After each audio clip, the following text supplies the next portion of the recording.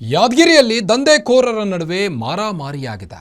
ಅಕ್ರಮವಾಗಿ ಮರಳು ಲೋಡ್ ಮಾಡಲು ಬಂದಾಗ ಗಲಾಟೆಯಾಗಿರುವಂಥದ್ದು ಎರಡು ಗುಂಪುಗಳ ನಡುವೆ.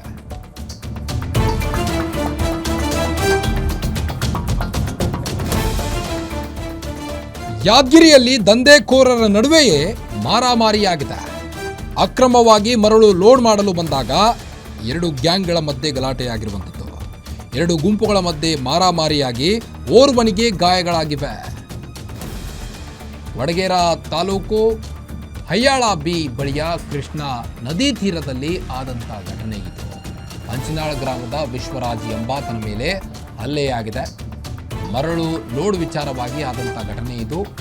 ಮರಳು ಲೋಡ್ ಮಾಡಲು ಬಂದಿದ್ದಂಥ ವಿಶ್ವರಾಜ್ ನಮ್ಮೂರಿಗೆ ಯಾಕೆ ಬಂದಿದ್ದೀಯಾ ಅಂತ ಎರಡು ದಂಧೆಕೋರರ ನಡುವೆ ಜಗಳ ಶುರುವಾಗಿದೆ. ಅದಾದ ನಂತರದಲ್ಲಿ ಹೊಡೆದಾಟ ಆಗಿದೆ.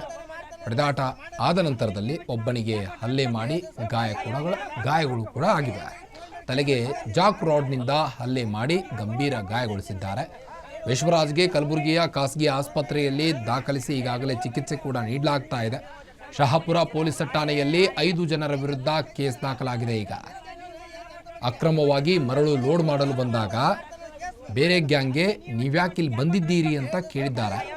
ಅದಕ್ಕೆ ಎರಡು ಗುಂಪುಗಳ ಮಧ್ಯೆ ಮಾತಿನ ಚಕಮಕಿ ನಡೆದಿದೆ. ಅದಾದ ನಂತರದಲ್ಲಿ ಜಗಳ ಕೂಡ ಆಗಿದೆ. ಜಗಳ ಆದ ಸಂದರ್ಭದಲ್ಲಿ ವಿಶ್ವರಾಜ್ ಎಂಬಾತನ ಮೇಲೆ ಹಲ್ಲೆ ನಡೆಸಿದ್ದಾರೆ ಮತ್ತೊಂದು ಗ್ಯಾಂಗ್.